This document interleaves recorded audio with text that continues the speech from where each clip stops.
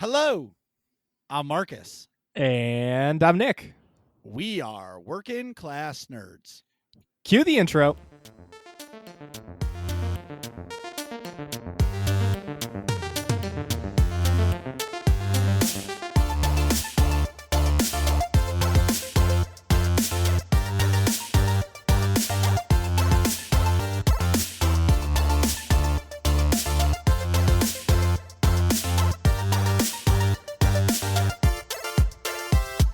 That's right, we are Working Class Nerds, the podcast that gives you no information about your favorite information. Today is Thursday, January 7th, 2020, and you can find this, A Different Path I Walk, as the Force Leads podcast on Apple Podcasts, Buzzsprout, Google Podcasts, Stitcher, Spotify, everywhere you can find podcasts. I really think so now. You can find us. And if you can't find us on something, just tell me and I'll upload it, but it will take me probably 6 months to do it. Just ask Nick. Oh, yeah. Anyways, you can watch me completely fail at video games at twitch.tv/MarcusB814. And you can find the both of us on Twitter. I am at MarcusB814. And I'm at Nick Vern, that's NickVern. And this week's episode, we're screaming Happy New Year with Happy New Year! with the Kymeri. The Kymeri is a Twitch streamer and all-around awesome guy. So welcome to the show, and what have you been up to? Hey, thanks, guys. Happy New Year, everybody. Just want to say thanks for having me on the show. I really appreciate it. Just been streaming a lot, actually. You know, the New Year's Eve stream, I did a surprise New Year's Eve stream, and it actually just went off. It was probably my best stream I've ever done.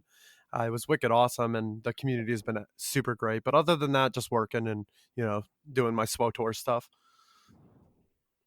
Can I just say how nice it is to have somebody on the show that's also from the Northeast that uses the word wicked? Yeah, that's a Northeast thing. yeah, we all know we're from the same area. So yeah, and I didn't actually realize that was a thing until you talk to other people who are like, "Oh, well, we don't say wicked here." I'm like, "What do you mean you don't say wicked? Wicked? You had a wicked awesome day?" They're like, "No, that's just not us." Yeah, we don't use that word ever. Ever.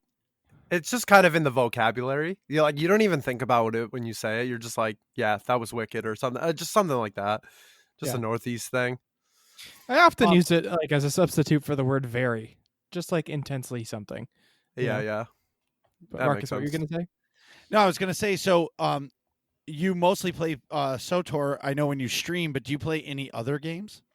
Yeah, I mean, I play most of the Star Wars related games, so I do play like Battlefront 2. I play some of the old retro Star Wars games as well, but outside of that, I used to play a lot more of like League of Legends, and I played like Call of Duty. Just nothing really too much right now. I haven't really been dabbling too much into playing COD anymore. I did buy the new one this year, but I just haven't really gotten to it. And I play from time to time on my PS4. I play sports games, usually like NHL. Big hockey guy, so I play a lot of NHL and sometimes Madden and whatnot. But other than that, no, I just stick to mostly Star Wars stuff or, you know, the stuff I'm already used to. Sure. And where can everybody find you on Twitch? Twitch.tv/the Kymeri, spelt TheKymeri. I almost messed that up because I'm not used to saying that because it's usually right there in front of me when I'm streaming. So that's good. But what nights do you usually stream? I'm usually live on Monday and Wednesday at 5 p.m. EST, and then Saturdays are usually at 3 p.m. EST. There's a change, obviously, because of my work schedule. You know, if anything needs to be changed, you know, with schedule wise, it's always on Twitter. Same handle as my Twitch. And in our Discord as well, we usually just post updates on the schedule every week. Depending if I have to go to the office or something, that obviously is going to determine during the week at least the change of time. But right now, working from home, as I said before, was, you know, it gives me that opportunity to go live right at 5 o'clock. Sure. Oh, that's pretty sweet. And then you just eat while you play? No, I usually actually wait to eat, or I eat late, like during the day. It depends on the day, really, though. Honestly, it depends on what's going on at work. And what do you do in SWTOR? I mainly PvP. I'm mostly a regs PvP player. I've been playing SWTOR for, you know, ever since the early betas. So I've dabbled in a little bit of everything. You know, I used to do a lot of raiding, but I always came back to doing PvP. I always loved it, and you know, it's kind of stuck with me now, and I just enjoy doing it. Well, I find too PvP is really streamer friendly because you can chat a little bit while you're playing, but also too, then you get that break between matches and you're able to interact really with your community while you're streaming and while you're waiting for the next match to begin. Believe it or not, that's why a game like Fortnite was so popular for streamers in the beginning, because you would do a battle royale and then you would die and then you would have time to like talk to your community, and it helped your community grow because you can pay attention to them. Where if you're streaming a raid, like last night I was streaming a raid, and it's really hard. My chat was talking to me, but it's really hard to keep up with that and focus on the boss mechanics. And I'm not going to lie, I definitely botched some of the mechanics because I was paying attention to my chat. Oh, I'm sure. I know I was very distracting last night. But either way, that's awesome. I'm so happy you're here. I have a ton of questions for you. We'll get to in a little bit. But Nick, what have you been up to? So I've actually had a pretty busy week or 2 weeks since we last recorded. So a couple IRL things going on. So yesterday I got my second dose of the Pfizer COVID vaccine. Which, if you don't know, I didn't quite realize this until I got my first dose, that people who have had COVID before, particularly if you got really, really sick with it, when you get the vaccine, you're going to have worse side effects than somebody who's never had COVID before. I guess it's something to the effect of like your body kind of sees that it's making antibodies that are pretty similar and going, oh shit, we don't want to get fucked up again like we did before. So you have a pretty strong reaction. So earlier today at like 2 a.m, and this morning I had some pretty intense side effects. Like I woke up at 2 a.m, like violently shivering because I had a fever. Like I felt like I had Parkinson's. Moly. Yeah, I tried to like take an oral temperature and like my teeth were chattering so bad between like my arms shaking and my teeth chattering. I couldn't take a temperature in my mouth. It was pretty intense. So I took some Tylenol and fell back to sleep. It was fine. And then I woke up at like 8 o'clock when the Tylenol wore off and was like, had a fever, but at least I wasn't shivering. But yeah, I'm still pretty sore. I'm actually starting, before we started recording, I was mentioning that I was starting to feel better, but yeah, it's all just sort of a giant immune response to, my body making COVID antibodies, essentially. It's nice because I'm not actually sick, but like you get all the symptoms like you're sick, basically. Yeah, because it's trying to develop that immunity. But yeah, that's good that you got the shot. Yeah. So now I'll be 95% protected. But yeah, if you don't know, I can run you through. I've had quite the sort of array of COVID related interactions. So if you don't know, I work in a very, very busy emergency department. I got COVID back in April from a patient. I was pretty substantially sick. I almost had to go to the hospital. And then afterwards I donated plasma twice for, patients to like use those antibodies that I had from COVID. And that now after, my antibodies worn off, I was able to get some of the first rounds of that Pfizer vaccine. So it's pretty interesting. I think it's fucking fantastic. Yeah. I just can't wait for you to come over. And I know you're sick now, but next time, oh my God. Yeah. Like, next episode. Like from this point forward, we're finally going to be back. And what's nice about learning how to do this over the internet is like, if you're just like, Marcus, I'm really comfortable in my pajamas and I just want to hang out at home and I don't feel like coming over, we can still do it because now we're pros at doing it apart. But like when we're together, it's like, I don't know. It's a different vibe.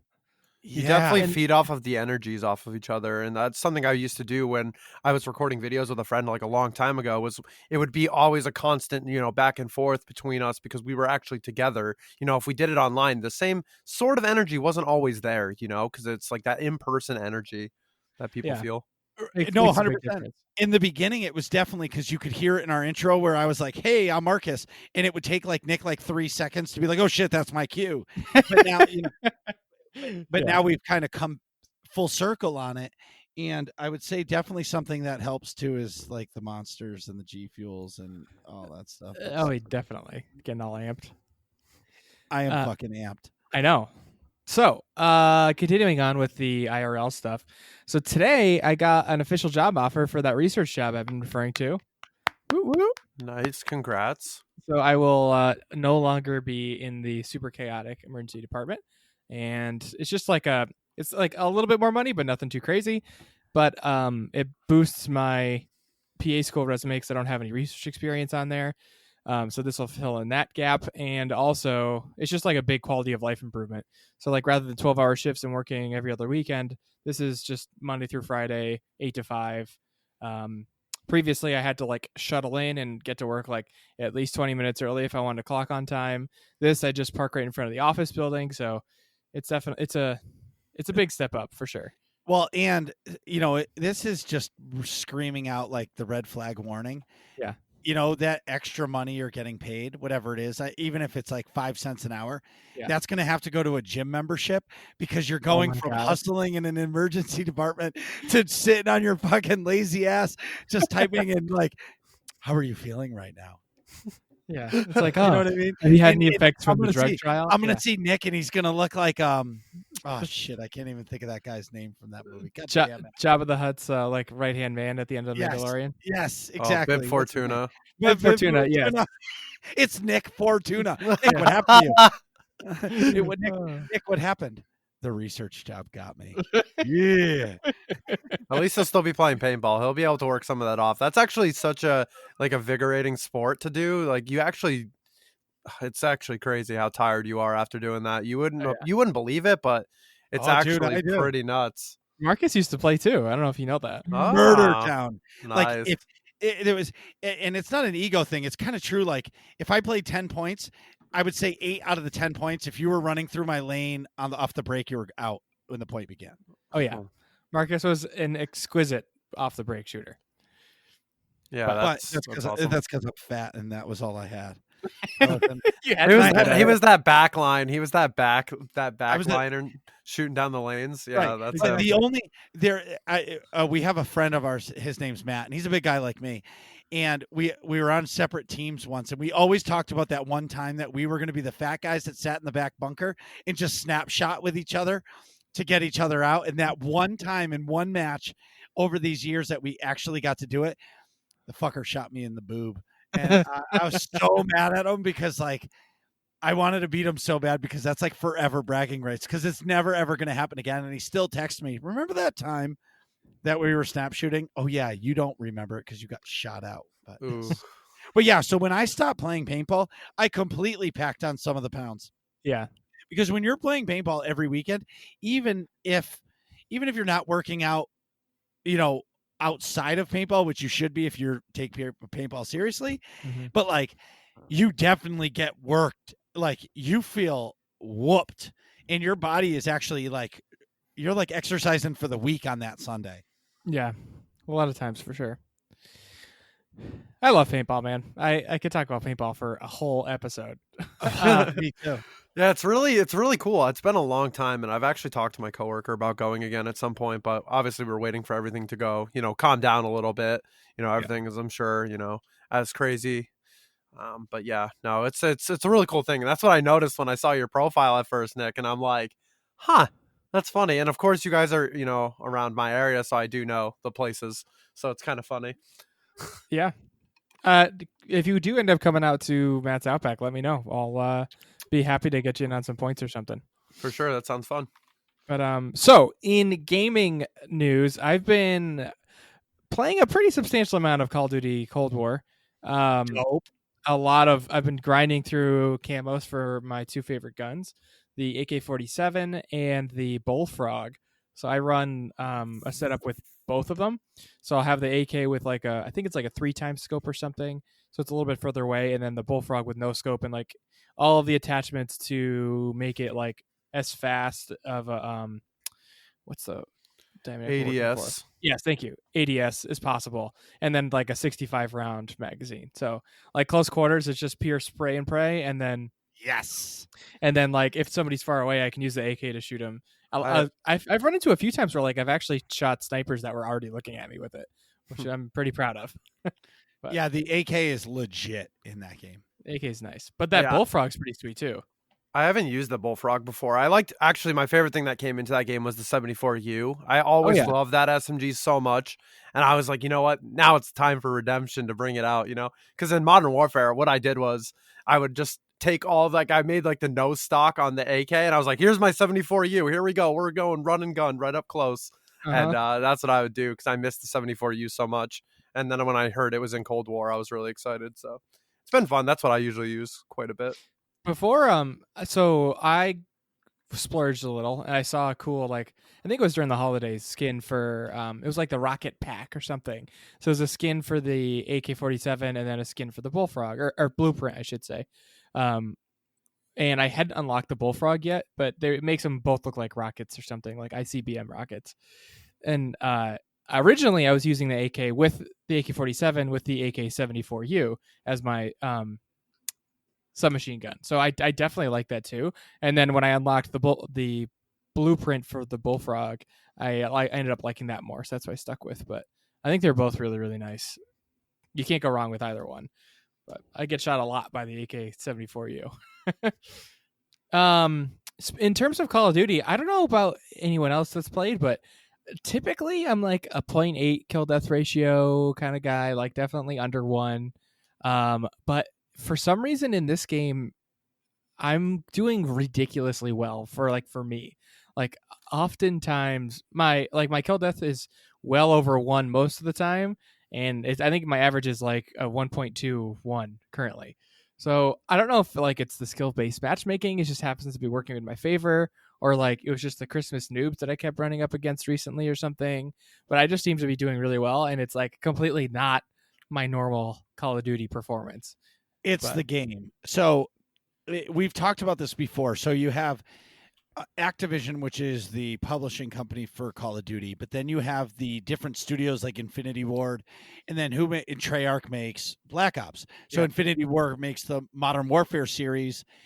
You see where I'm going with this. I'm a Treyarch fanboy. I'm just gonna say it right now. Yeah, Like me too. some of my favorite Call of Duties, you know, original Black Ops, Black Ops 2, you know, I just absolutely love those games. And, you know, that's why I was so excited for Cold War and still am. And I play it once in a while nowadays. But yeah, you were right though, Nick. I think it's the game. Like Treyarch is just, I don't know, I feel like their Call of Duties are really well rounded and I just enjoy them a lot more. I'm one of those dudes, you can ask some of my friends that, you know, I challenge the stupidest gunfights because, you know, that's just the type of player I am. I'll just run in and do whatever, you know, I'll chow like any fight basically.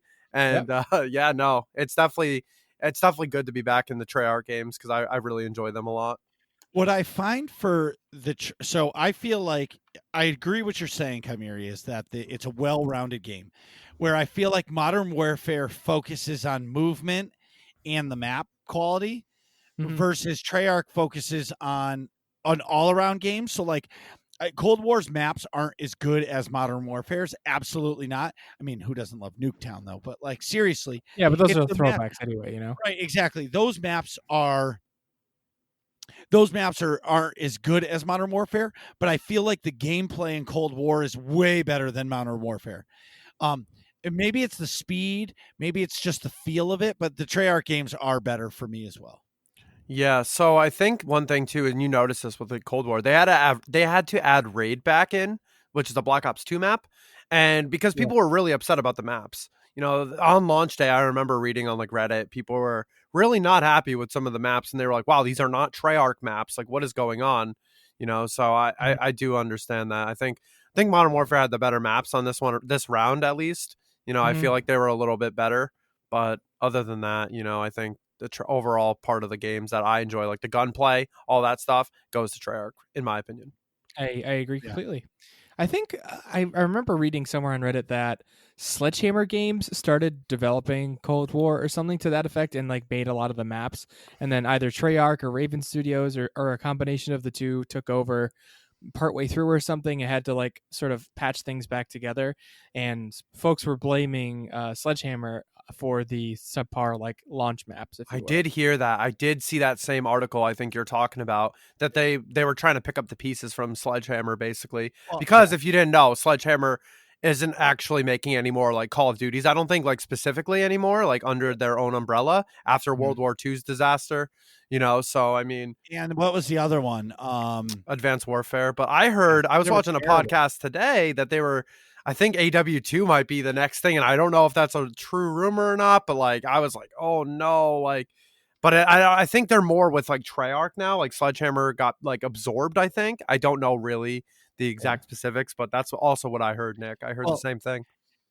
what I hope they don't do Advanced Warfighter again, because that's when Call of Duty lost it. Because like I played Call of Duty because of the way it felt. I didn't want to play Halo Call of Duty, and when you started putting in the running on walls in like the Titanfall running on walls and then the jetpacks like Halo, I lost complete interest because it became a Halo game, and I feel like the people that play Call of Duty want to play Call of Duty because of the way Call of Duty felt when it was Modern Warfare 2, and Black Ops.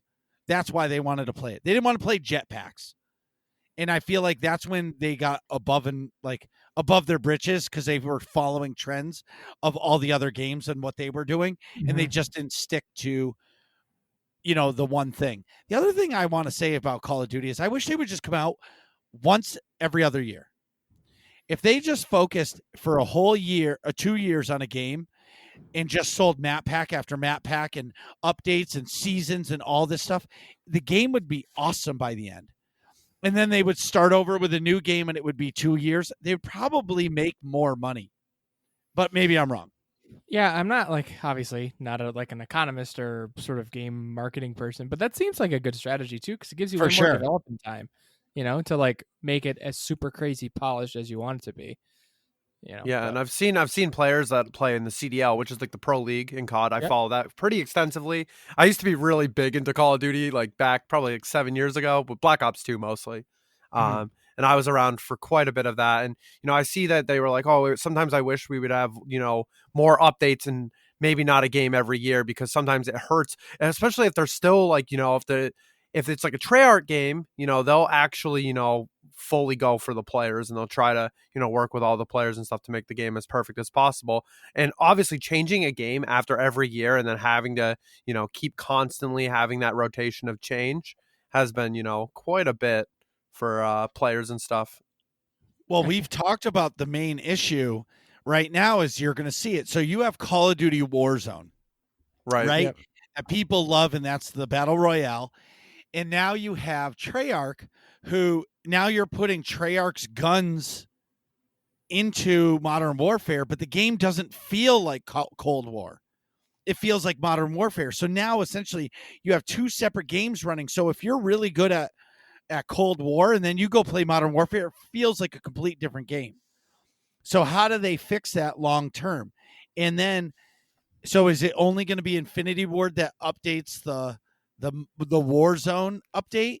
So I don't know. For me, they're kind of in a rock and a hard place, if you ask me, coming out with a game every year. I agree completely. Nick, you sound like you just got a little bit low. Just an FYI. Oh, can you hear me now? There you are. Yeah, you were a little far away from the mic. My mic adjusted. It slouched down a little bit. Slouch. So besides the extensive Call of Duty play, I also finished the first. What do you call a first comic? Is it episode? No.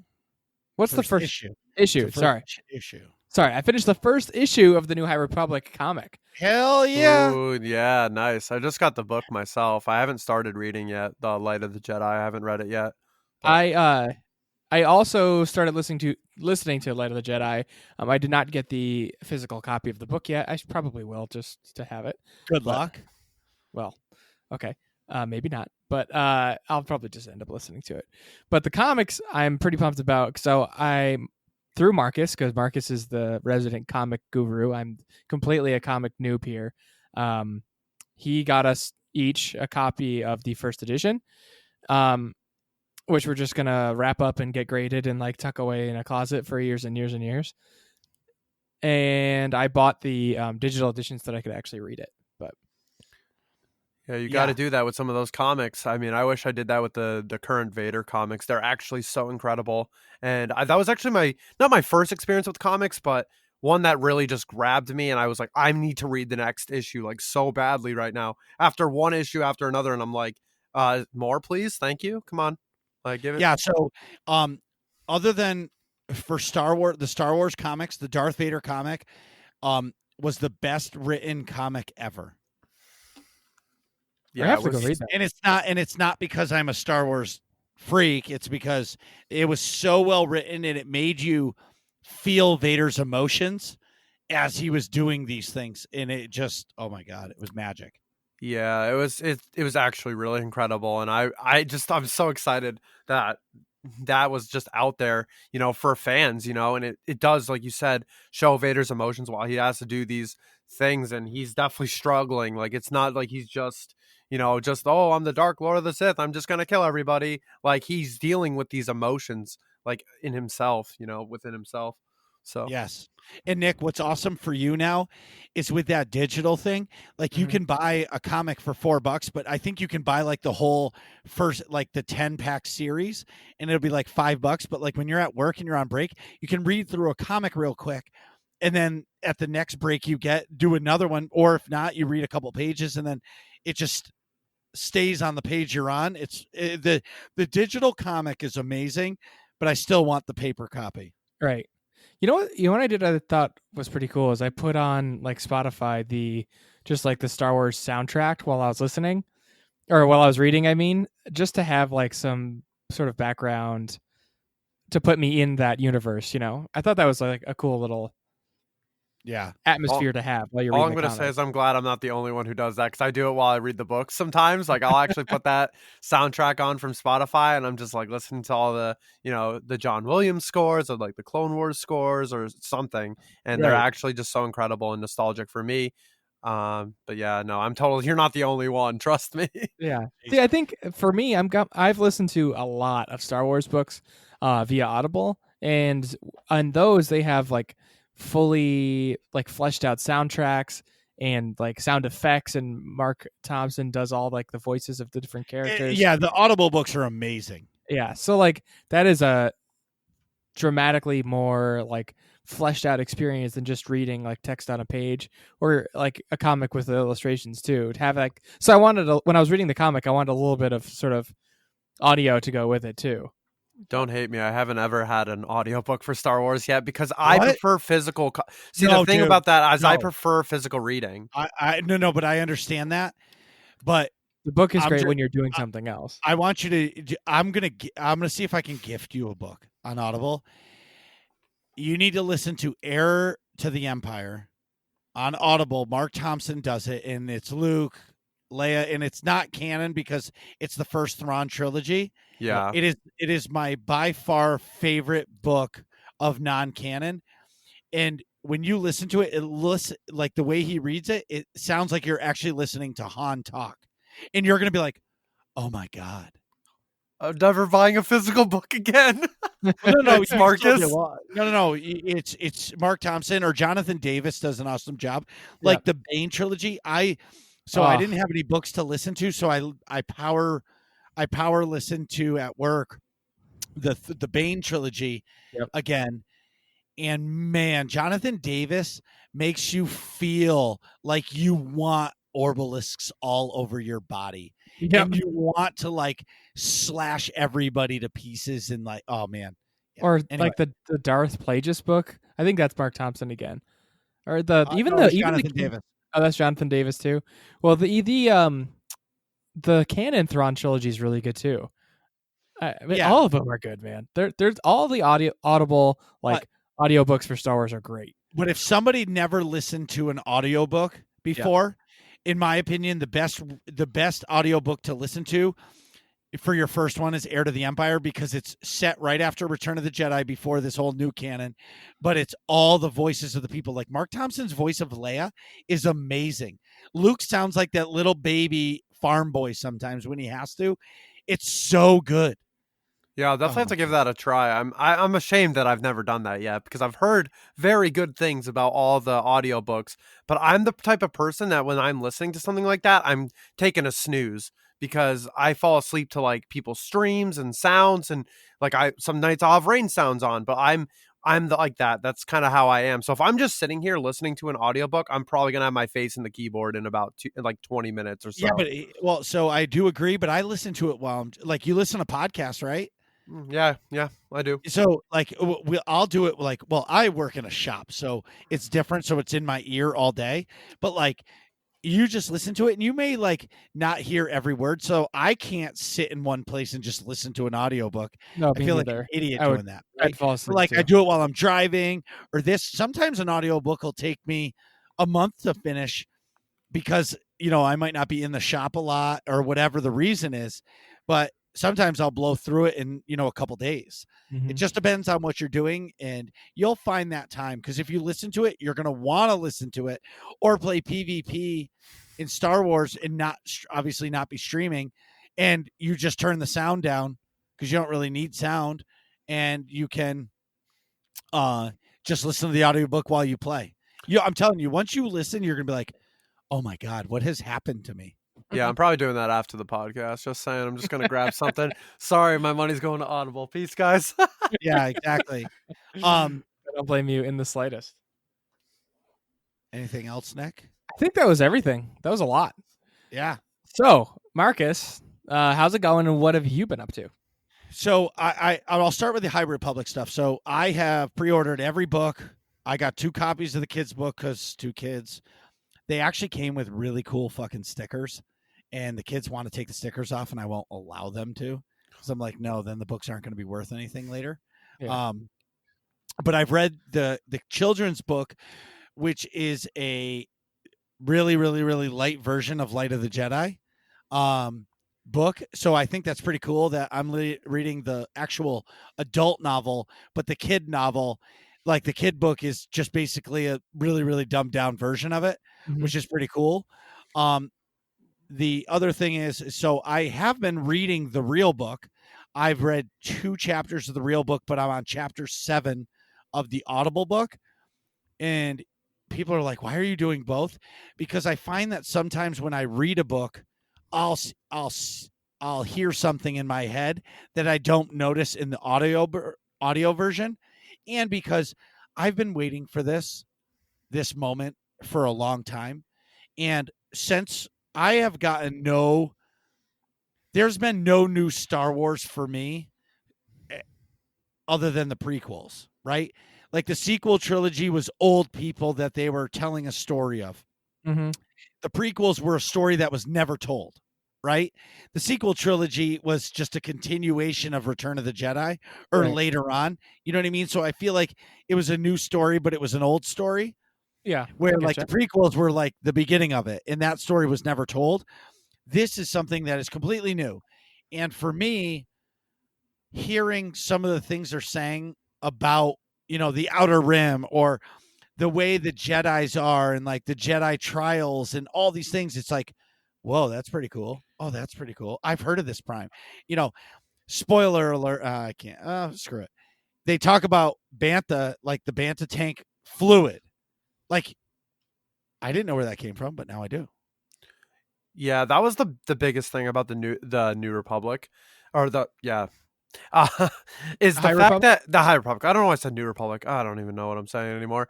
No, that's the one thing about it is, you know, it's an era that hasn't been explored, you know, and that was probably the biggest interest for me. Is like, man, this is a whole new, like mostly new characters. I mean, of course, we're gonna get like Yoda. Spoiler alert. I mean, if you haven't seen that stuff yet, I mean, he's gonna be there. But like, you know what I mean? Like, it's all these different characters. They're gonna be telling a different story. I see, you know, some people are very cautious about it, but there's others that I'm seeing, you know, non-spoiler reviews, and I'm watching the videos, and they're like, these are some of the best books I've read. You know, Charles Sewell is actually an amazing author, and I'm so excited to get into that the first book here, The Light of the Jedi. But I have another book to finish, so I need to do that first. I can't split my attention like that, where I'm like reading one book and then like be like, yep, new books here, gotta read the new one. Can't do that. I have to finish the other one first. I It's just like feel guilty.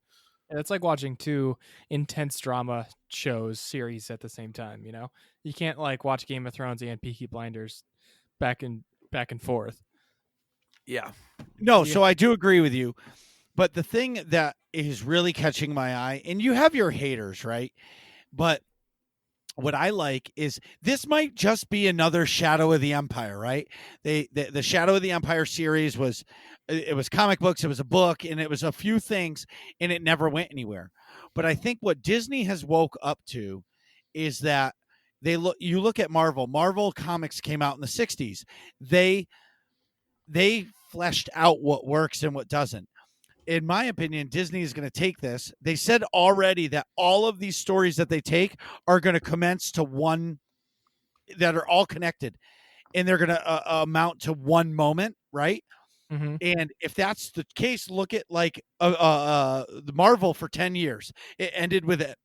Excuse me. It ended with Endgame. Imagine if they start with these comic books and the books, and like some of them do great, some of them are meh, and they figure out what works, what doesn't, and then they make a trilogy off of 5 years of books and comics, and maybe even like an audio book, or maybe do a podcast or maybe a cartoon or whatever for it, and they find out what works, and then they make a trilogy. A fucking trilogy would be unbelievable. People would be eating out of Disney's hands for it. Yeah, it really would be. Isn't the Acolyte show supposed to be set in this era, the High Republic? Yes, right at the Yeah. end. Yeah. Yep. So the speculation is the Padawan that you're following is Plagueis. Oh, That's what? I didn't hear so that. That's the first I heard of it. My eyes just opened up super wide, like, so that's whoa. Because at the end of the High Republic was the beginning of the New Republic, and that would make sense because Plagueis was the master coming into the Phantom Menace, Right. which is which is more towards, it's more into the New Republic or the Galactic Senate era, where you know what I mean. So like that's the rumor. I don't know if it's true, but it would be dope, and that's how they could make the Plagueis book canon. Oh man, that book is so good too. I've read that, as a hard read. I didn't read it as an audio book or anything, but it was such an incredible book. And I remember, talking to my friend about it, and I'm like, dude, this book is actually so good. And it made me so upset that wasn't, canon, because it's actually an incredible story, and a lot of stuff makes sense. Yeah. And how it ends. Yeah. So it's awesome. But anyway, so I did get us. So the High Republic comic, if you want a print copy, you can't. So nobody. So when I was talking to the owner of our local comic book shop, he said that he only ordered 12 copies. He said he got 100 phone calls that day asking if they had any. He said if he knew how many, like he didn't even order any variant copies because he didn't even realize how big this was going to be. Yeah. But if you want to talk about how big Star Wars is now because of The Mandalorian, there was a comic a couple of years ago when Rebels was a thing. It was the Jedi. It was called Jedi Padawan Kanan. It was about the Kanan Jarrus. Yep. So if you have issue number 6 right now, they're selling for like $200 ungraded. If you have issue number 2, which is the first Sabine Wren, it's selling for $80 right now, ungraded. If it's graded, it's worth even more. I think he said it was like $1,800 if you had a 9.8 and it was graded. That's what that comic is worth, issue 6 right now. Holy shit. That's incredible. But like, I have those comics, but like, I never thought that bullshit comic would ever be worth something, but you didn't realize how big Star Wars would be right now. Yeah. But anyways, High Republic, please everybody get on it. I'm all about it. Me too. And lastly about it, I really like how they're really diving into the Force and like understanding the Force. And for me, that is what's really cool. And I'm excited for them to tell the stories of the stuff that was never told to us. Because really for us, it was never about the Force. It was always about the Sith, right? All of our movies were always based off Sith, and like the Jedi were there. But this is like, there aren't any Sith. Well, there's 2, but we don't know that yet. But they're really focusing on like the different Jedi and what their jobs are, and it's just awesome. Anyways, so the Nightmare team that I was on that was focused on Dread Fortress collapsed. After like 3 or 4 weeks, the leader, running a team isn't easy. I think he quit a little too soon, but that's not for me to judge. And if I'm calling him out, I'm sorry. I don't mean it that way. I just think it sucks that the team ended because we were doing really, really well. In like 2 weeks, we got to Brontes and Nightmare, which is fucking awesome. And half the team never did it before. So we had a really good team together. Anyways, moving on. So with that, I was raiding Tuesday and Wednesday nights, and I had a hole in my schedule, and I applied to be on a different Nightmare team, which ran Fridays and Saturdays, but the tryouts never worked out for me in my time, and I felt bad. Like, they're like, oh, can you do Thursday? No, Thursdays are podcast day. Oh, can you do this day? Sorry, I'm raiding with this team.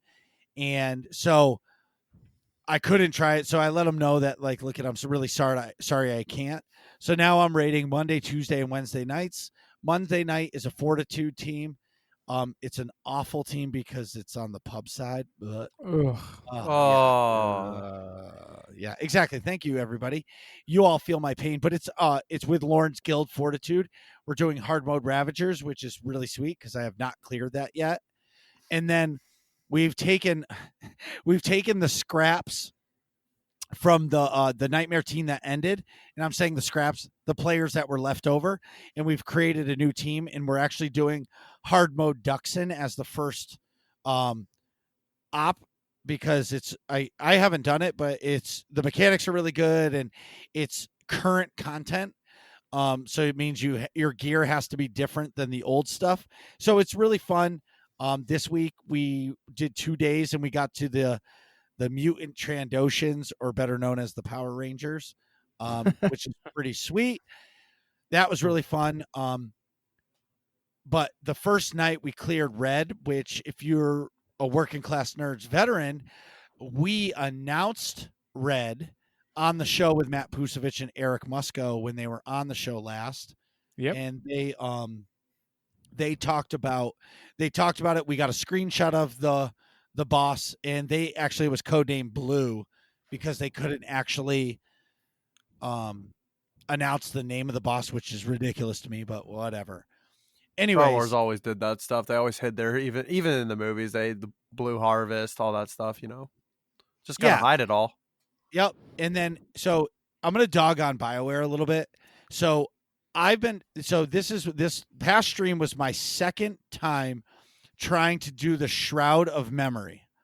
It's the HK55 quest. So my Saturday night streams have become either fill in on a raid team, or really I've been focusing on story content because it's really fun and it gives me an opportunity to finish the class stories or do the things that I haven't done because I'm raiding most of the time. So back when the Shroud of Memory got announced, it was a subscriber reward, or if you subscribed for a year straight, you got this quest.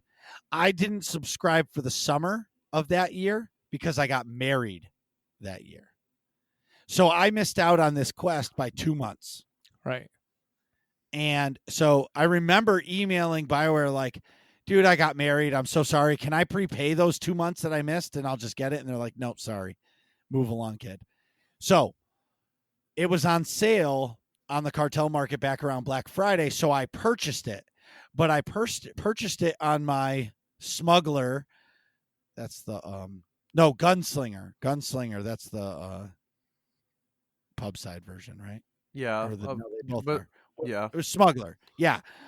So in my smuggler was like level 35. Little did I know you can't use it on that because you have to be level 65 and done Knights of the Fallen Empire chapter 9 in order to get HK 55 back. So I was all excited. I announced it on Twitter, Discord, everything, and it didn't work. So I hyped it up. I was so excited for it, and it didn't work because I didn't meet the requirements. But because it's bugged of some sort, I couldn't pass it, and it was bound to this one tune, and it was like bugged somehow where it didn't unlock on my character. I'm like able to like on my account so I could pass it to somebody else. It was bugged. So that night I didn't get to do it. Stream disappointed. So then I created a ticket and told BioWare, like, dude, I just spent 1,900 cartel coins. This is what I need to do. So night 2, this was this past Saturday. I was so goddamn excited, everybody. I was so excited because it's a quest I've never done. You don't see a lot of streamers stream this because it's like a rarity. So I'm like, okay, this is going to be so much fun. Some people haven't even seen this. Everybody I talked to said this mission is awesome. So I go through, I load it up. It doesn't work. I do all the prerequisites to do it. I actually do the prerequisites on two players, two of my characters. Still doesn't unlock. There's nowhere to do it. So after hours of figuring it out, trying to do it, it didn't work. Stream fail number 2. I had to create another ticket to BioWare for them to unlock it. And they just unlocked it again. I just got notification. So this third time's the charm, right? So this Saturday, I'm going to actually get to do it. But I wanted to say, like, I'm not dogging on you because, like, I get it and I understand. But, like, if you went to the cartel market right now, it's 3,800 cartel coins. Can you imagine spending 3,800 cartel coins and the shit is broken?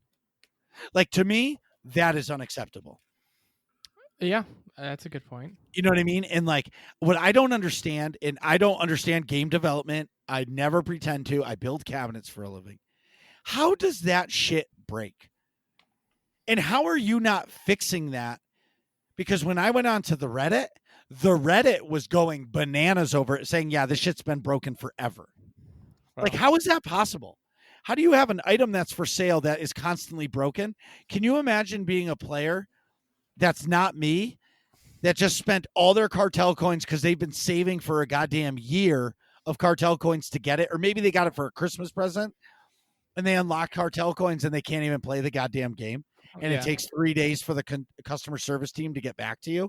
Oh, that sounds just like an absolute nightmare situation there, honestly.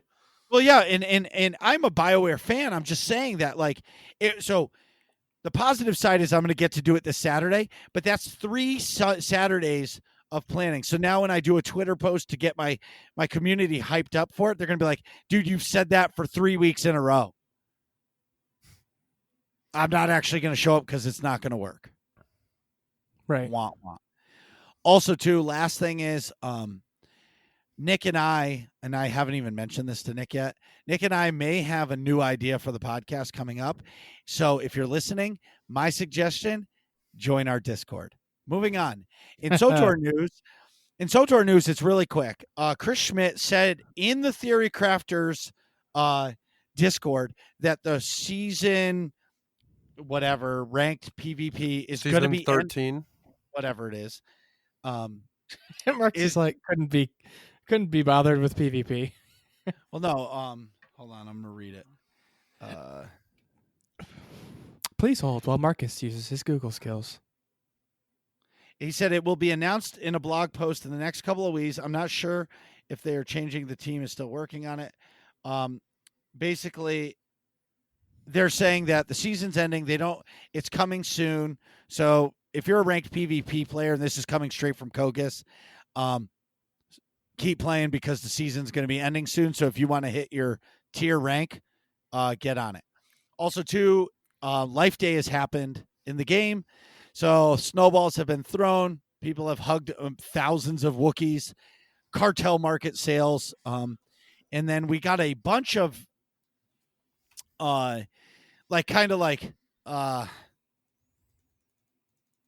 notes from the devs saying happy holidays. They can't believe it. But I just want to read a little excerpt from Keith. And this is just I'm not bringing out the tinfoil hat. I promise. My tinfoil hats are over for right now.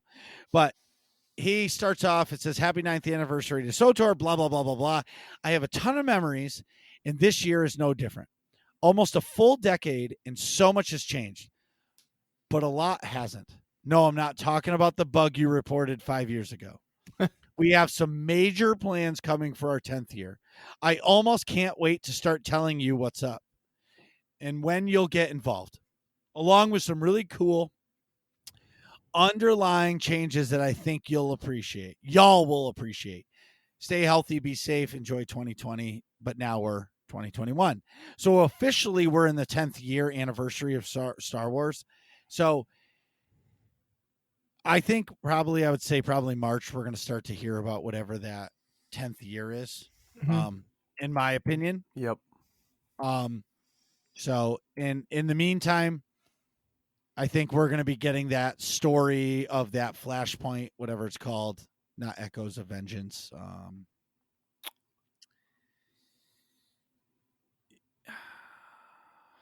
Whatever the Shea Vizsla Flashpoint is called, I can't remember. But either way, we're going to be looking forward to that. They said that they're going to be doing a live stream sometime in early 2021. So I would expect that at the end of the month or sometime in February, I would guess.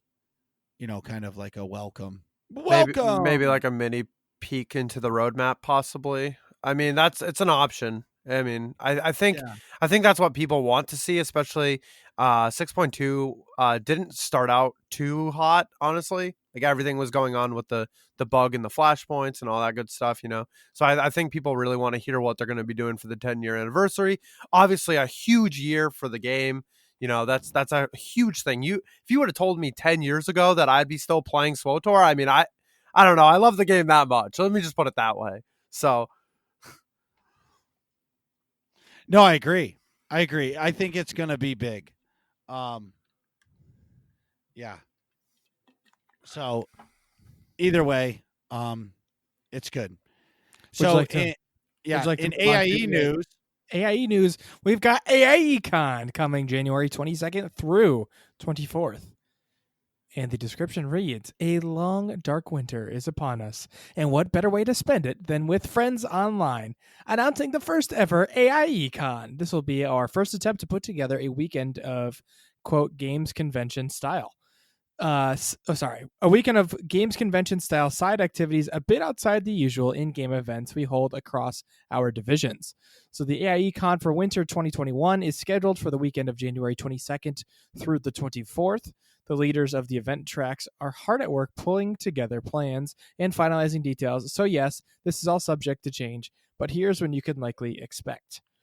So we're gonna have some presentations of panels on the Friday, January 22nd at night. I don't have the exact time. We're going to be doing a combination podcast episode, Working Class Nerds in the Star Wars Escape podcast, Max and Seema. So we're going to be doing a show, which is going to be really, really fun, talking about all the games, all the stuff going on. We're super excited for that. There's probably going to be an indie game developer who essentially developed a game from scratch because he was in a he entered a contest to make a game and it just kind of blew up, and he made a real game that's on Steam and Apple iTunes. So he's probably going to be talking about that. There's going to be casual games, a bunch of things like Jackbox, probably Among Us, some like really fun, lighthearted games that you can like get in and out of and just be able to enjoy stuff. Shout out to a friend of the show, Albus. He's going to be hosting the board games. The game is called Forgotten Waters. It's a pirate game. And basically, I've been a part of the trial runs of this, and it's actually really, really fun. He sets it up in this tabletop simulator game in Steam, and then you log into their online portal for the game. So basically, you split your screen if you only have one monitor, where half of it is the tabletop, Discord version of the game, like his live stream of it, and then you have your actual job where you like fill in all your numbers, and basically you're charting a map in a pirate ship trying to survive to find the treasure. Also, too, they're going to be doing Dungeons and Dragons, so there's going to be a bunch of Dungeons and Dragons sessions. So it's going to be like, are you D&D curious or a seasoned expert? They're going to have different sessions for different levels of play. Plan for a couple hours, 2 to 3, 4 hours. I don't know what those one-off games are going to be, but that's pretty much what's going to be. Stay tuned, everybody. There's going to be more details probably coming this week or this weekend about how to sign up, where the signups are. In the Discord right now, there's a survey to basically, if this interests you, please go to our Discord and get the information and fill out the survey. It'll help us judge how many people are interested in which. Nick, where can we find the Discord? The AIE Discord, you mean? Yep. Oh, if all this sounds fun to you, go to aie-guild.org, on which you'll find links to the Discord, and you can just jump in and ask for a guild invite. So whether or not you play Star Wars Old Republic or any of the other games you want to play, or if you just want to get involved in our AIE Con, we'd love to have you. Come on down. And I'm assuming, Nick, you have to use the bathroom. As always, I most definitely do, so we'll be right back. Jeez, Nick, hurry up. We're trying to finish this podcast. And we're back. So today we're going to dive into the Kymeri and his Twitch channel. And I know Marcus has lots and lots of questions, so that you and us as well. We as well? Us as well? You said it right. Let's get into it. Kymeri, tell if you could describe your channel to viewers in 3 words, what would it be? Non-toxic PvP. Boom! I like that. Okay, so you said PvP, so I know we mentioned it earlier, but can you give everybody just a quick breakdown of what your channel is, and what you stream, just to set the context of this? Sure, yeah. So for the most part, I stream unranked Warzones, which is the 8v8 Battlegrounds. If you've played World of Warcraft, it's similar to Battlegrounds. And it's just the unranked mode of the game for PvP. I've always found that more fun to play in the 8v8s. I don't know. I never really got too big into ranked. So that's mostly what I stream. Oftentimes, that's what you'll see me streaming, but there'll be other times where I've been playing other Star Wars games like Battlefront 2, Squadrons, or, Fallen Order or something. I'm going to be getting into that as well down the road, but most of my time goes to PvP and Star Wars: The Old Republic. I've never seen you stream another game other than the Old Republic. Yeah, it was a little bit before. It was around like August I started doing that. I did a little bit of Battlefront 2, and then in October, once Squadrons came out, the first week I did it twice. I played Squadrons for half the stream, and then I went to SWTOR. How long have you been streaming for? So that's a really complicated question. So you're going to get a lot from me. So basically, I actually started my channel in 2016, but I only did it to put up some gameplay with my friend Tim. I just kind of put it up there for gameplay. I never really tried to do the community building, never really thought of it as anything, just kind of wanted to put the content out there, PvP and all that good stuff. And then I took some time off after I tried doing that before, came back in like 2018, really tried a little harder. And I was like, you know what, I'm going to try to make this like a little bit bigger, a little bit better. And, I still didn't find like the secret formula. And I don't even know if I found it now, which is crazy to me after seeing how big my channel has blown up. But it's the fact that like I came back in 2018, then life happens. I was a college student. I worked retail. My computer broke. So I literally couldn't do anything after that. Obviously I didn't have anything to record, gameplay. I had a laptop, but that wasn't going to do it for me. So I had to take some time off on that. And, really because of COVID, this actually opportunity presented itself to me because I needed something to do, because I was like, what am I going to do? I've been sitting here for 2 months, in quarantine, and I'm like, or 3 months or so. And I'm like, what am I going to do? There really isn't much for me to do. I lost a lot of my passions. I couldn't play my sport anymore. I couldn't travel. I couldn't really do a lot of things. So I was like, man, maybe I'll actually pick back up on streaming. And I had been playing SWTOR for quite some time. I haven't really taken a big break from the game, but it was mostly taking a break from doing content. So when do you think you really started to focus again? End of June this year for sure. So that's when it actually started. Like it was around, I started posting on YouTube a little bit in June, and then I had a surgery and I had to take some time off, of course. I mean, I had mouth surgery. I wasn't going to be talking on stream for a mouth surgery. You know what I mean? So I really started focusing in on this in the end of June, and it really started picking up and ramping up toward the end of July/August. It was really starting to get there, the constant, 10 people, 15 people, and then it just kept going. Now, would you say that it was, word of mouth? Would you say that it is, I saw that you joined a stream team, and would you say it really started to go up once you did that? Where do you think the kickoff was for it? I think it was a little bit of everything, honestly. Like everything you mentioned. Yes, I joined a stream team, Team B42. They are such a supportive community. Shout out to you guys. They're a very, very supportive community of like smaller streamers. It's really good for smaller streamers to help them out, build a community. And I mean, they would come into your stream and sometimes do like a B42 raid and stuff, and have people just hang out in your stream and stuff like that for a bit.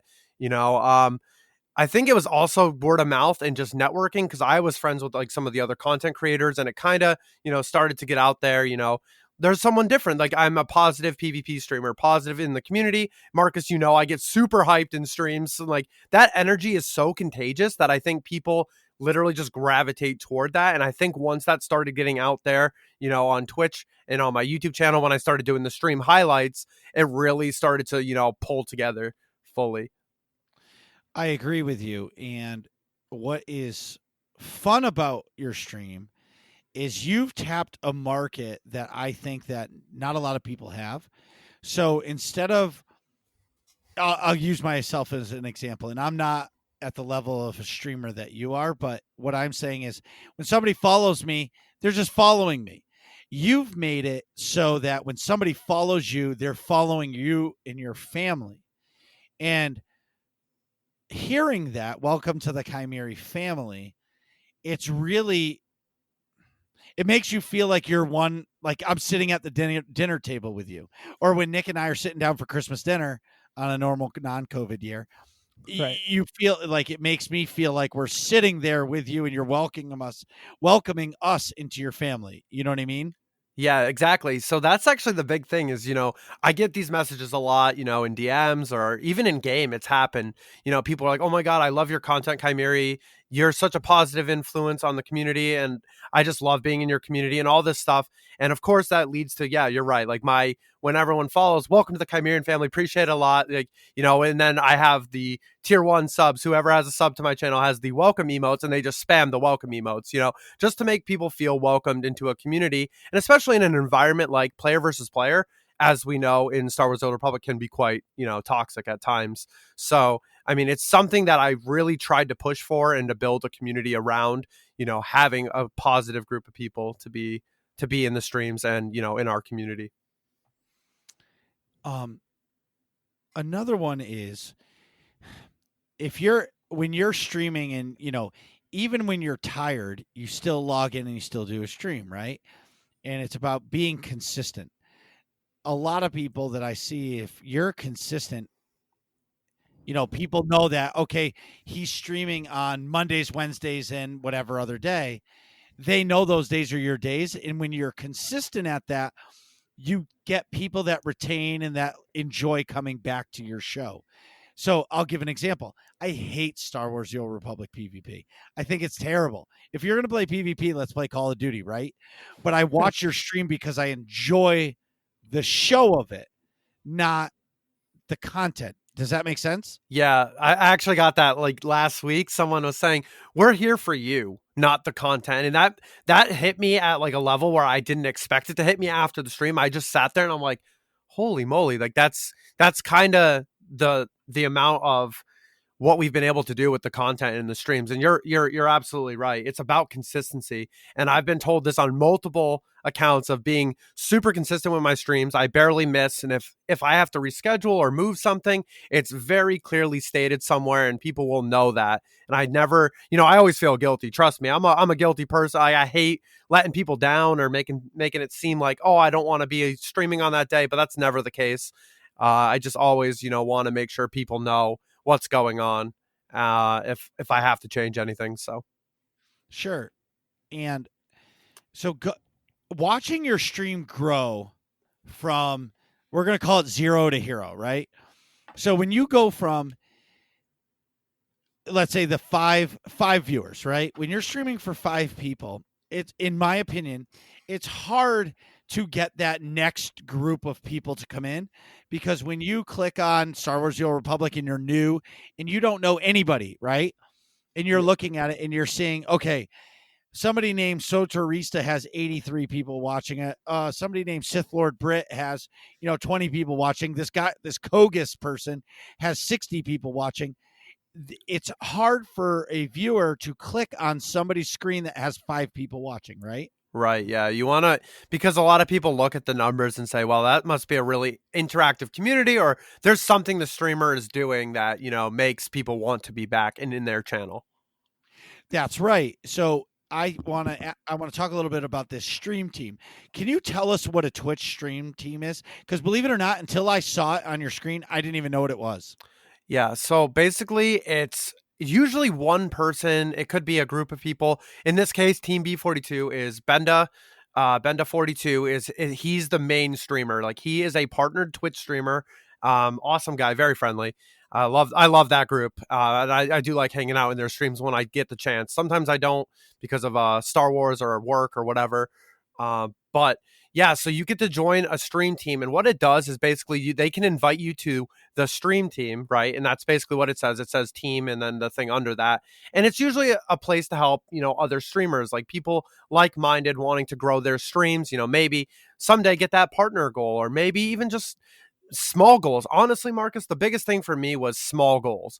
And I honestly made it a point to do small goals. Like, I was like, oh, I'm going to celebrate at like 250 followers, which at the end of June, I was sitting, when I came back fully, right, I was at 190 followers. Now, this is 6 months later, and I am at 1,116 followers. Now, that's because I feel like I took the right approach and made small goals, and I never looked at the big picture. Obviously, sometimes, I overshot because I'm like, oh, my mods are telling me I'm going to hit this goal, and I'm not believing them because, I was like, oh man, that'll never happen. I won't hit 1K. I was trying to hit that 400. I was at 400 and something when they told me that. And I'm like, there's no way that's going to happen. And look where we are, we're hitting that 1K. And now we're doing a 24-hour stream literally in less than a week, about a week or so. Not less than a week. It's almost like 9 days out. Yeah. But yeah, the Team B42 guys are really awesome. Stream teams do help, but sometimes they can have a negative effect. And that's something I do want to discuss. And I think I'm going to take that opportunity right now. I actually was on Instagram. I started trying to, post more on social media, get my name out there and stuff. And I got invited to a community, right? Like via DM, this guy reached out and was like, hey, you should join our community. And I was like, all right, I'll join it. And I'll join the Discord. I hung out in his stream one day to start. And right away, I was really uncomfortable. Like, it wasn't the necessary, like, I don't know. It just didn't feel right. Something didn't feel right to me. And I immediately left. Like, I left probably the end of that day. I had actually like removed myself from the community because I was like, I don't really feel comfortable in this person's stream, or like the community just felt like it was more like that. I don't know. It's hard to describe, I guess, how I was exactly feeling. But sometimes stream teams can have a really bad effect to them. But you just have to pick the right ones and look into them before you go. The reason I joined Team B42 and how I knew it was okay was fellow streamers like Averia, like she was in it. And like, I know Infiltration knows them as well. So I felt a lot more comfortable with joining Team B42 than, I shouldn't have probably joined this random person who DM'd me on Instagram's community. But it was something that happened when I was at like 400 and something followers. I was already in B42 as well. I didn't get an official invite to their stream team because it wasn't really like that. It was one of those Discords that you join in and everyone just like hypes up everybody else. and it just made me feel really uncomfortable, and it made me really feel like I didn't have a place, essentially. And I just felt really uncomfortable in there, and I left immediately. I understand. It's for me, I don't know what you think, Nick, but I think it's really hard to, you know, do you ask to join a team or do they invite you into a team? So some teams are definitely way more strict that I know of. I've seen some of them that are like more, hey, like this is like there's like requirements, right? But Team B42 is actually open to anyone, and it's a very, for me, it was really welcoming, and I've had zero issues and nothing but awesome times hanging out with some of their members, their staff. Like they have staff and stuff. I've hung out in multiple streams, and I've never had one slight of awkwardness or weirdness or anything like that. It just made me feel like I was welcome there. So it was always a good time for me. But yeah. That's got to be so nice to have like such a welcoming community like surrounding you and supporting you. It's almost like immediately my brain goes to AIE like as a guild supporting people like in their social aspects of games. To have your stream team like be so welcoming and just have a sort of relaxed and open vibe to them, it's got to be a breath of fresh air after that bad experience you've had. Well, yeah, of course. Like I was in Team B42 before that event happened where I joined that other community. Didn't really join their stream team necessarily, right? Yeah. Because it was because the one streamer was trying to push for partner, which I'm pretty sure he probably hit because he was actually killing it, right? But it was the fact that like he wasn't there, and it just, I don't know, something about the vibe, it just felt really off for me. But I didn't feel the same way when I joined Team B42, and that's kind of how I knew already. So that's kind of my warning to smaller streamers, is to be wary on which communities you join in, especially the ones like that culminate in discords, because sometimes it can leave a really weird feeling for you. It did for me, at least. So that's one of those things that I kind of regretted instantly, and I talked to one of my mods right away about it. I was like, dude, I literally need to lead this group. I made the wrong choice of trying to hang out in here, and it just didn't feel right. So have to remove yourself from that situation before it gets any worse. Well, something that I find that can benefit you, and it might have, I'm going to go back to the 5 viewer stream, right? Yep, go for it. So you have 5 viewers, right? Yep. But then you're on Team B42 or Team Goombala, Team Working Class Nerds, whatever that team is, right? And you get, they're like, oh shit, hey Nick, yeah, and sorry, I'm answering for you, Nick. Hey, did you notice, dude, Kymeri streaming? We got to get him to 10 viewers, because there has to be analytics on Twitch that shows that if you have 10 viewers, you have a 70% chance of somebody to click your stream over somebody else. So what I mean by that is if the Kymeri has 10 viewers and Nick Vern has 8 viewers and Marcus is going to click on it, I'm going to look at it and they're both streaming the same content. In my head, I'm going to click the guy that has 10 because I'm going to be like, oh shit, his stream is more active than this guy's. Right. And they come into your stream, they talk in the chat, they hype it up, and people see that more people come into your stream, and they start climbing in, and then all you need somebody to do is come to your stream, right? Because once they come, and if they actually say hello in your chat, they're about to be overwhelmed with people saying hello to them, or they're going to see somebody else come into the chat. Even if they want to just be quiet and not chat and watch, they're going to see all of these other people welcoming this person in, and they're going to immediately feel welcomed. So what I'm hearing from you, from the stream team, is that's given you that extra push to get people to click on your stream, because there's no doubt that once somebody clicks on your stream, they're hooked. Yeah, so that definitely does happen. They do 3 times a day rating, like, so what they call is rating. They get a lot of the community members in the same voice chat, and then they start like looking down the list of streamers who are live, and they go in there and they hang out for a little bit, and then they disperse or stay or whatever they want to do. And usually they hit that follow button. You know what I mean? Like, it's actually a really cool thing.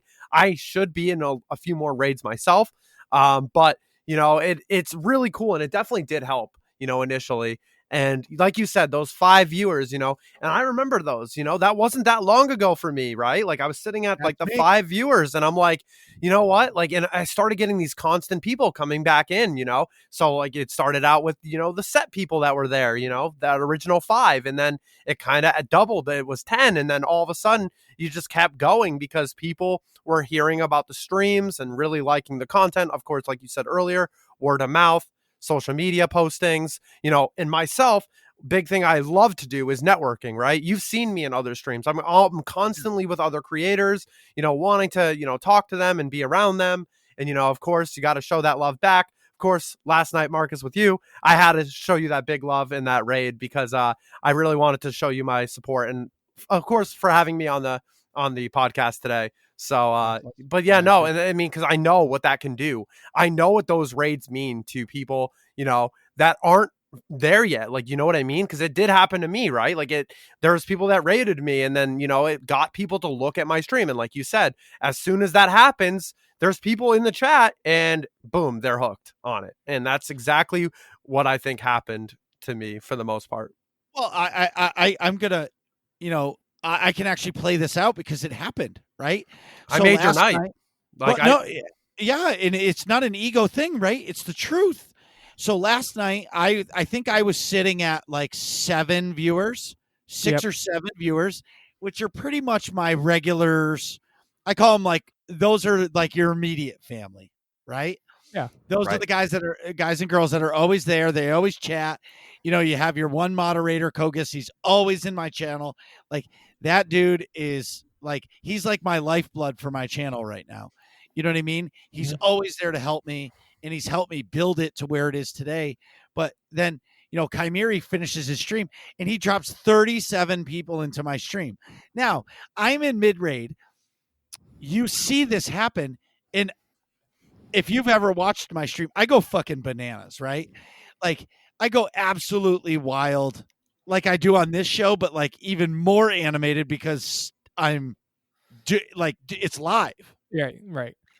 You're definitely even more animated, I think. Yeah, you really went off after that. And I just want to give a quick shout out to Nick, who actually started modding last night and did a really good job. I was watching the whole time. So good job, man. Oh, thanks. Yeah. Well, and I just threw him into it. I know. Marcus goes, "You're going to be a mod now? Step it up." I was like, "What? Okay." It's a tough job. It's a tough job. Trust me. I used to do it, full time. Well, basically every time they would stream. And, I always held myself to a higher standard because that's kind of just how I roll with everything. I kind of put the pressure on myself every second of the day. And sometimes that's not a good thing. But anyway, continue, Marcus. So anyway, and this is exactly what I'm talking about with what I've watched happen with Kymeri. Is so then you get all these people that show up, and now maybe some of them know me, and they all, like, I would say, let's say 5 people knew who I was, right? But then all of a sudden the follows started coming, and they're following me because the Kymeri came to me and was like, "Guys, I really like Marcus. We should follow him and let's make his day." And it absolutely made my stream. And I actually had, I don't know if it was the highest or the second highest average viewer count I ever had. But the magical part of it is, out of those people that came in and that chatted all night with you and me, Nick, and Kymeri, out of the, let's say, the 10 followers that I got, 2 of them joined our Discord and that have been talking in our Discord for a day now. Yeah, that's true. It's like they joined our entire community just because of the raid. Correct. And those, who's to say those people would have ever found my channel if it wasn't for Kymeri? Yeah. And as in Kymeri, I'm sure you feel this way. When somebody follows you, like for me, it's magical because like you're taking your time out of your day and you're hitting that follow button. It costs you nothing. But now, unless you purposely click on my name to get no notifications when I go live, the default is from that point forward, when I go live, you're going to get notified. Yeah, exactly. Yeah. And most people don't unfollow a channel unless you're an asshole. Right. Yeah, that's fair. I mean, I've had it happen, I've had it happen before. People just unfollow for whatever reason, I've talked to about it with other streamers, and sometimes people like seeing their name come across the screen and stuff. And hey, I don't know. It depends. It depends on the situation, really. I don't really think about it too often. I don't kind of look at it. I don't know. It's not that I don't look at it. I do see it and I'm like, oh, okay, well, it's whatever. But it's just kind of, one of those things. And I do understand exactly what you're saying. Yeah. So to finish the point on the raid last night, but it made my night. So again, then, at the end, I was clearing bosses, and I have this thing where if I clear a new raid boss, I do a giveaway. But at the end, we were watching what were we watching? The cinematics for SWTOR. The cinematics. And like we were all talking about it in the chat was talking about it, and that's what I mean. And for me, the difference that I see that Kymeri is done is everything in his stream is welcoming and positive. So like after every BBB game, his emotes say GG, and he's telling his chat to tell everybody good game, because whether win or lose, he's telling everybody to do that. And the chat is going fucking bananas with GGs. So if you're just a normal dude watching this, even if you don't play Star Wars The Old Republic PvP, you're like, holy shit, this dude's positive. Or the welcomes, or this or that, the hypes, all that shit. All of your stuff is just building for a positive experience, and I really appreciate that. Yeah, no, that's exactly it right there, Marcus. You hit it right on the head. GG's in the chat, like you already know. So it's just, I come from a competitive sports background, and I'm a very respectful person. This is what you get. What you see on stream is literally how I am walking down the street. You will see that. I mean, I don't get hype in someone's face, obviously, because that's kind of annoying. But like, you know what I mean? I'm always a positive, upbeat person. Most of the time, it happens. Everyone has their days. But I come from playing like competitive hockey my whole life. And that's all we did, after the games, handshake line, good game. Like that's the mentality I wanted to put on my streams, especially in a place like PvP where it can be, of course there's going to be some trash talk and stuff. I don't usually partake in that, but you know what it is. It is what it is. Some PvPers do and some don't. But I like to just have that positive, mentality that is very rare at times. So you actually hit it right on the head there. For sure. And Nick, the Call of Duty question. Mm-hmm. When you play Call of Duty PvP, are you a different person? I see in my head, yes, I'm definitely a different person. I'm typically super similar to you, Kymeri. Not sunshine and rainbows per se, but like overly positive all the time. When I play Call of Duty, I'm very like, not, I guess, vindictive. It's like, fuck you. Or if like somebody outsmarts me or something, it's like, I want to spite them. You know what I mean? I feel like that's the Call of Duty effect, because that definitely happens with shooter games with me too. Like I get wicked competitive and I'm like, no, you did not just win that gunfight. I'm coming back. Like I'm coming back stronger. Like, nope, not happening. Fuck yeah. I take it like personally when someone bests me in Call of Duty in a gunfight. Sure. And Marcus, on the other hand, becomes an entirely different person. It's like Dr. Jekyll and Mr. Hyde. Marcus is evil when he plays Call of Duty. Marcus's like tone of voice changes completely. It's like the difference between Schmeagol and Gollum in Lord of the Rings. Well, and you're right, because I would say I'm like that positive sunshine and rainbows kind of guy. Yeah, that's definitely fair to say. And when I play Call of Duty, and I want to know your feeling too, Kymeri, is like when I play Call of Duty, like it's like a switch flips in my head and I'm not Marcus. I actually had to stop streaming it because it's not who I am, but I love it so much. But I don't know if it's because I'm competitive or it's just something about a gunfight. You know what I mean? Like, I don't know what it is about that game, but I get so mad.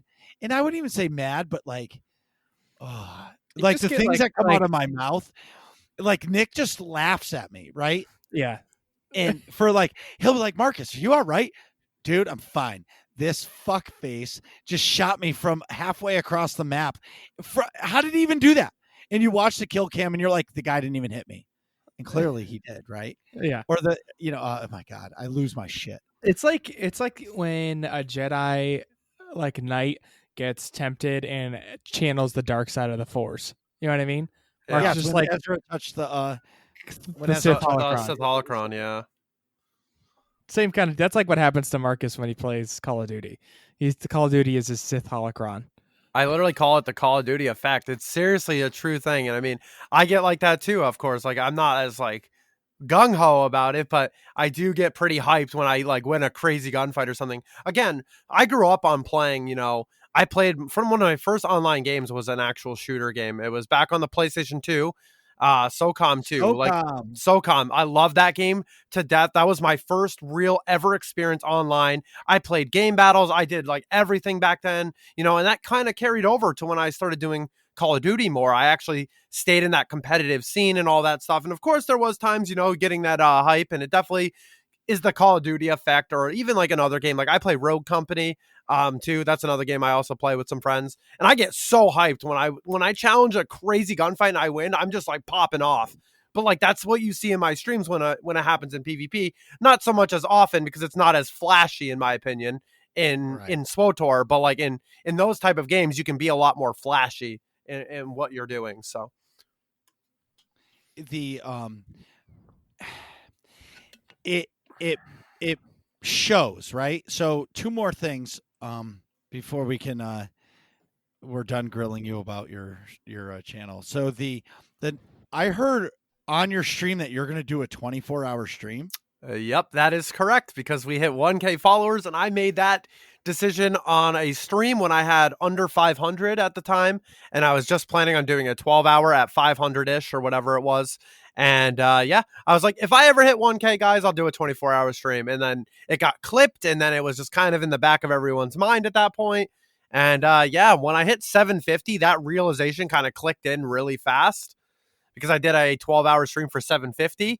And it kind of just clicked at that moment where I'm like, yep, I'm going to eat those words, and it's going to happen quicker than I think. And I didn't expect it before the new year. I had people telling me it was going to be before the new year. Other creators, it was kind of nuts. And it actually just happened, right before the end of the new year, or before the new year. And I'm just saying that's fucking crazy. That is super crazy. Yeah, I mean, it's a common thing. If you see it around Twitch, it is a common place. I won't do them for just no reason. I have seen friends that I'm friends with that do these long streams, and I'm like, how are you doing that on a regular stream day? Like that's exhausting. Like you have to plan this out, especially 24 hours. It's going to be absolutely insane. There's so much going on. I'm going to be playing a lot of SWTOR, but we're going to be playing some Battlefront 2. I'm going to maybe start a Fallen Order playthrough. We'll see. Maybe some Republic Commando. I bought that on Steam. I'm surprised I didn't have it already. I've definitely played it before. Just stuff like that. I want to make sure I'm doing other Star Wars content, which is literally the only thing I stream on my channel. And that's one thing I also wanted to say was I wanted to separate myself from that, because I know there's like some streamers that like to play other games, and I just like to keep it in one genre or one IP or one thing that's similarity, because like my whole channel is based off of Star Wars. So if I was going to go, let's say, play Call of Duty on stream, it wouldn't really fit the theme of the stream. It's not the same vibe that you're getting. But if I want to get that fix, right, I'll go play Battlefront 2. So that's kind of where we're at for it. Like, and that's kind of why I always stuck to just doing one thing and not try to diverse myself too far away from what my vision was. How does one do a 24-hour stream? I don't know. I'll find out on the 16th and I'll tell you. I will tell you then, because I have no idea. I've talked to a couple people that have done them.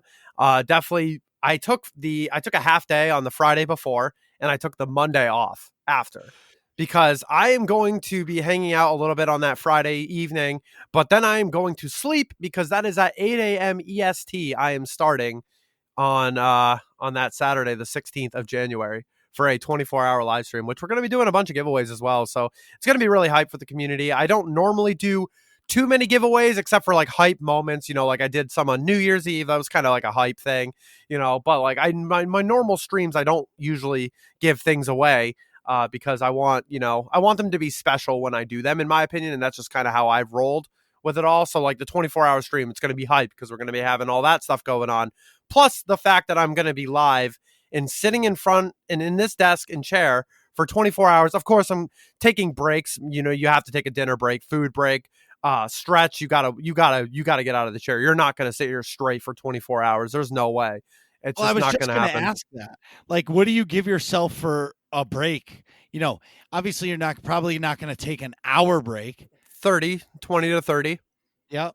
I think that's a good time. I think that's a good amount of time, especially for like a food break. I think that's really good. Of course, I'm going to have a lot of stuff prepared, ready to go already. So I don't have to even cook or think about it or, order food or anything like that. No more pizza shenanigans. I might order a pizza that day, but I'm going to have someone go get it because 8 a.m. the pizza place ain't open. So unless I just leave it overnight in a fridge and then just heat it up, which is another possibility, or have that for dinner Friday night and then just eat some of the leftovers on Saturday, which is a possibility.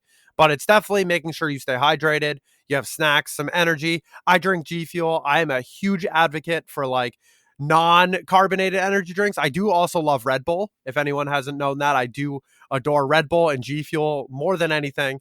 And those are my two energy drink choices that I go with. And that's why every stream I drink one G Fuel or but obviously for the 24-hour, I'm going to need a couple of those or, just in a healthy limit of, having enough energy for that. And of course, getting enough sleep the night before is going to be big for me as well. With the G Fuel thing is, so I recently got some and Nick and I tried it, I don't know, 8 months ago, a year ago. Oh, more than a year ago. It was the first time we went to PAX, I thought. Oh, yeah, maybe. So, and what I like about it, so I do love Monster. I like the taste of it. But what I find about Monster is like afterwards, like the sugar that's in it, it just crushes you. Yeah, it's the crash. It's basically exactly what, you hear on those commercials when they're promoting 5-hour energy, right? No sugar, no crash. Like that's a common thing where energy drinks. And normally if I have a Red Bull, it's either the OG or sugar free, just so I don't have that same feeling. And of course, G Fuel, no sugar basically. So it's incredible. I mean, I'll drink one, almost before every stream or before we podcast, and I don't ever feel jittery from it. You know what I mean? Mm-hmm. And that's what I like. But, Yeah, at the workplace. Hey, at my workplace, we have a cabinet, and you're going to love this since you make cabinets, called the G Fortress, and it literally just has tons of G Fuel in there because me and my buddy just love it so much, and we take turns on the BOGOs and order just a bunch of different ones. Like, heck, I got Classified coming, which I know what it tastes like already, and watermelon, my favorite flavor, actually, coming because I'm almost out because I had to get into the BOGO before it ended for the New Year's. But for sure. Yeah, I absolutely love that stuff, and I've always been an advocate. I've been drinking G Fuel actually since it came out. My first ever flavor was Blue Ice. I remember when they first came out, and they only had those basic flavors like grape. Then you had orange, Blue Ice, fruit punch, and like those are the basic flavors. And now we're into these crazy flavors that you can have with milk, like moon pie, the coffee flavor. Like you have those with milk. You don't have those with water because that definitely probably won't taste good with water. But it is what it is. And now they're into some crazy, absolute insanity flavors. Like that guava flavor is pretty good. Like there's a lot of good flavors out there. What do you guys like for flavors? Oh, I liked the Swedish Fish one was one of my favorites. Wow, I actually am, you're going to hate me for that. That's my least favorite that I've ever tried. I don't know why. It just didn't feel like the first couple sips were good, but then after I got like not even halfway down a serving, I was like, man, I don't like the taste of this anymore. I don't know. I get you. I'm trying to remember the other one I had. I think it was a strawberry lemonade or something to that effect. Oh, that's a good one. That's a good one. Yeah. Marcus, what were your favorites? My favorite is the sour apple. Oh, it's such a good flavor. Oh, that's what I'm drinking right now, and it's so good. I also do like Blue Ice. So in Boston, back in the summer, I don't know if you guys remember, I completely fried my CPU. So I had to drive to Micro Center because I needed a CPU ASAP, and they had all of them in stock. So when I went there and I was standing in line, they had a cooler, and it was full of G Fuel. So I bought literally like a 12-pack of them because I can't ever find the cans. Yeah. And I tried a bunch of their flavors like the blue raspberry, Blue Ice, the watermelon. There was a tropical maybe in a can. Tropical rain. Yeah. And they were good. What I do like about it is it gives you energy, but you don't. Like my stomach gets upset after I drink a Monster if I drink the whole thing, like later on. And I think that's like the sugar breaking down. And you don't realize how much sugar is in it until you drink a G Fuel. Right. And compare. And the other thing I like about the G Fuel is the powder is like, let's say you're just, you just want like a little pick me up. You just put a little scoop in it. Yeah, you Still don't have tastes to good. go the full serving, You could Right, even make a exactly. smaller, 8-ounce serving or whatever. And it definitely, you're right. There's no jitter. I've been drinking G Fuel, like I said, for a long time. And of course, that's my go-to at work, of course, when I'm in the office. Right now I'm at home, so I do have some here, of course, but my buddy keeps restocking the ones at the office because when I go in sometimes, I want that G Fuel. I drink a coffee in the morning usually, but anything in the midday is, G Fuel and on. That's kind of how I roll with it. It's awesome. So, Kymeri, last thing before we wrap things up here. If a new streamer or someone who's just starting to stream wanted some advice, what would the advice that you'd give to them be? Okay, this is going to be a pretty long and in-depth thing. So I will tell you some Take of your my time, go ahead. mistakes. Some of my mistakes, in the past, I had mentioned I tried this on 2 other occasions, and again, I'm going to chime in and say third time was the charm here. Just because I think I had a different vision this time. But back then, I looked a lot more at like the viewers, and I was like, "Oh man, I have no one in my stream," and or I have 3 people, and that's not the mentality you want to have. You want to turn that off. Just turn it off. If you're that type of person and you're going to look at the viewers, please just turn it off. And I know it's very hard and difficult to get out of that because that's like constant. Like you're like, oh, I don't want to waste my time if I'm not streaming to anyone. But it'll help you in the long run if you can get away from that. 110%. I fell into that pitfall right when I first started. Less in 2018. That was more of me. Like, I think my channel could have grown a lot back then. It's just, I think, it wasn't the right time. And of course, my computer said the same thing when it died on me. So it's partly that. Try to be weary of stream communities you try to join into. There are certain ones that are very good. Like I said, I know quite a few. Team B42. I think the Phoenix Cartel is pretty good as well. There are some other, stream teams that are good. Just be very weary on the Discords you join in because they can provide a really uncomfortable environment. Don't make the same mistakes I did, and that was even this year I made that mistake. So definitely don't do that.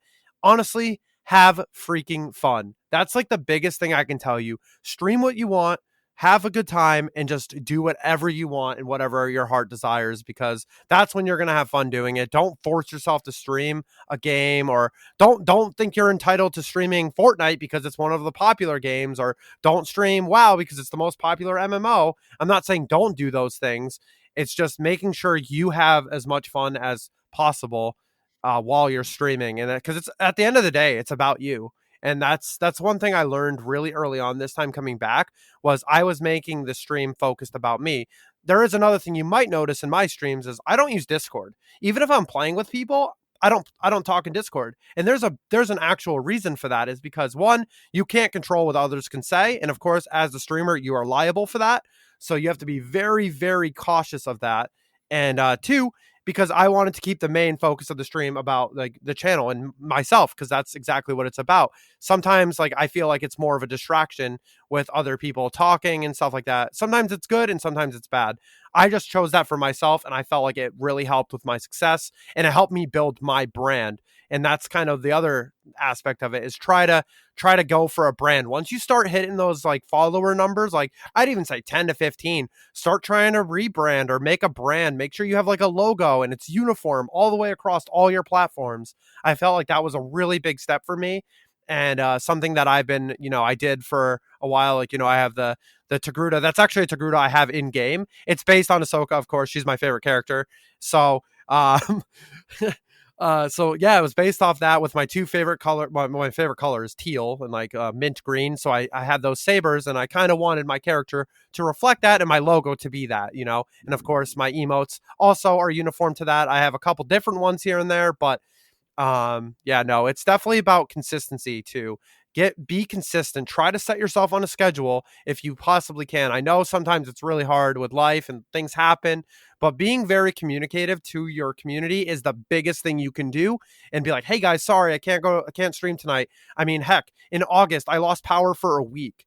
That hurricane or whatever that happened here, you guys might remember that. Yep. I lost power for a week and I couldn't stream and I felt so guilty. Like I was so sad and like I was really upset about it. Like I was shaken up because I couldn't stream do my content. I luckily had YouTube videos ready to go, so I kind of like saved them up, and I was lucky I had those ready to go. So some more advice also is definitely get to know some of the other streamers. I know there are, smaller streamers joining my community and talking to me, and that's exactly what you want to do. You want to be able to, figure out a formula for yourself and also be friends with the other creators, especially in the same genre of game you're playing. Like the SWTOR community is pretty close. Like honestly, a lot of the content creators are very, very close knit, and that's how I see it. And it's very good to do that. Like it's kind of like that networking, get your name out there, even though don't shamelessly plug yourself unless the streamer's like, hey, yeah, I'm going to give you a shout out. You know what I mean? Because if I know you stream, I'm going to do that. You know what I mean? And it does help. Every little bit helps. Just staying consistent and just being true to yourself. That's the biggest thing. Make sure you set a vision for yourself. Focus on small goals. Don't do anything crazy. Try to have a nice positive community. I think that's what really sets people apart too. Is like just the amount of what you can build with a community like that is through the roof, and you can actually just you can go crazy with it. And that's my biggest recommendations is just try to be you.